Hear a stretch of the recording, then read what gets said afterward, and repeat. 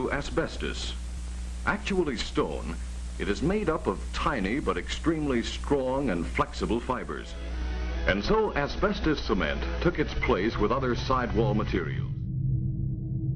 The epidemic of cancer and other deadly diseases unleashed by asbestos products is only matched in infamy by the behaviour of manufacturer James Hardie Limited and its numerous attempts to deny compensation to victims. Finally, the New South Wales Supreme Court has found that the company directors misled the Australian Stock Exchange when they knowingly underfunded a 2001 compensation scheme. It is a judgment that groups like Asbestos Diseases Society of Victoria have been waiting a long time to hear. Judge Ian Giesel found all 10 directors guilty of misleading the stock market about the viability of the fund set up to compensate victims of asbestos. And then when the fund was set up, it was underfunded by about $1 billion. So all those sorts of things meant that Hardies were making statements to the stock exchange, to the public and things like that. And he generally, as a group, found that they'd misled the stock market. And he found individual members like Meredith Hellig-Carr and Wilcox actually to be disingenuous, that they hid stuff, they feigned surprise when certain documents appeared, and he just said they were poor witnesses, they were unconvincing, and he found them guilty. After the inadequacy of the 2001 fund came to light, a tireless campaign by victims like Bernie Banton and the union movement secured what appeared to be a victory over James Hardie's consistent attempts to avoid payment. I can't remember a more difficult campaign, but the deal is now done.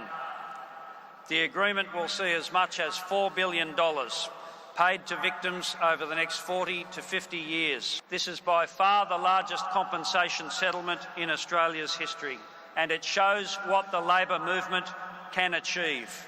And I'm proud of all of our role in that campaign. However, a media release by James Hardie on April 23rd has raised serious questions about the future of the compensation fund, blaming the unprecedented downturn in the US housing markets, from which Hardie's derives the majority of its income. The company announced that within 2 years, the available assets of the Asbestos Injuries Compensation Fund are likely to be insufficient to fund the payment of all reasonably foreseeable liabilities, a situation it called regrettable. In response, the ACTU and Unions New South Wales are seeking an urgent briefing on the financial position of the compensation fund and have committed to vigorously pursue maintenance of the fund as a major priority. A sentiment echoed by advocate groups like ADSVIC, who are seeing the number of asbestos victims continuing to rise.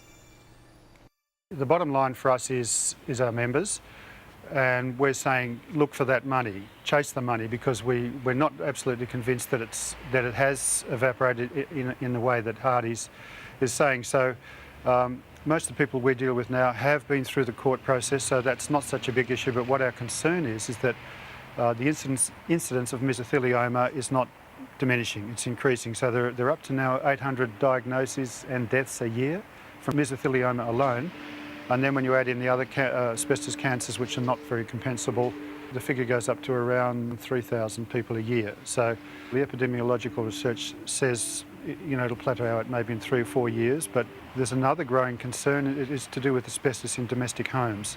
There are about 500,000 homes in Victoria and public buildings and Housing Commission buildings which have a lot of asbestos in them. And we constantly get calls from people saying, look, I've just pulled the bathroom floor up and there's something down here that somebody said it was asbestos. What'll I do? The kids have been in here while I've been sawing, and that's the worst outcome you can have. So there are people still doing this. So we're saying to the government, you need to get on board with this. You need to be active about that. Hardie's is committed to paying into this fund, the ACIF fund, for about 40 years. And I reckon they might need to, because I don't think the incidence of asbestos-related cancers is going to go away as quickly as people think. Tony was 43 when he lost his bravely fought battle against mesothelioma, a vile cancer directly acquired and attributed to his exposure to asbestos dust early in his working life. I adored him, and the horror with which I saw him transform from a healthy, vital man into a skeletal, constantly pain-racked man was only compounded by the fact that his death was preventable. Australia has some of the world's highest rates of asbestos diseases. ADSVIC estimates that by 2020, 40,000 cases of asbestos-related lung cancer will have been diagnosed in Australia, and 13,000 further Australians will have developed mesothelioma. For families of asbestos victims, like Matey and Medina, this latest announcement by Hardys just compounds the pain and distress caused by their behaviour. And I'm still indignant to see the likes of James Hardy, as early as last week, still deviously failing their duty to compensate victims of asbestos exposure. I guess what we're asking for, and I think the unions are too, is that we want their books open. We want some forensic examination of all their income streams in the light of this statement they've made that they can no longer fund the ACIF fund. Now that's, some people say, well, they've made a statement, they've lost a lot of business in America, they've lost 80% of their business in America or something like that.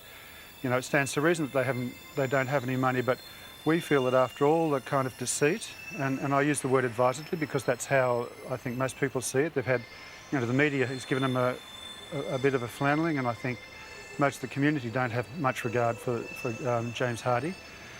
But we say, they've tried to take money offshore, they've hidden funds, or not hidden funds, but they've underfunded the ACIF, and there's this kind of, this whole misrepresentation of where their money is and how much money they've got. So what we say is, let's have it once and for all, let's have their books open, all of their books, all of their income streams, and have the appropriate people go through and say, is there money here or not?